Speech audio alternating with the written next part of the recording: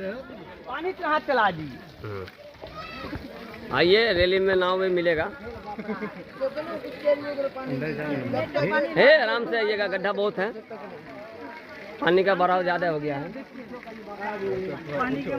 दूध में पानी मिलाना होगा तो ले लीजिएगा, बहुत है पानी। दिक्कत हो रहा है ना आपको? वहाँ जान जाए। हे बच्चा डूबेगा, वे सही से जाइए।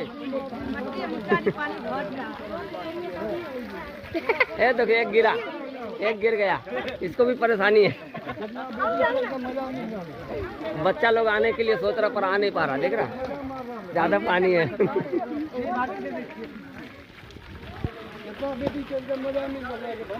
पानी भर न जा घर में। अरे मजा तो बहुत बेटी सोच के मैं का घोर में पानी घुस गए।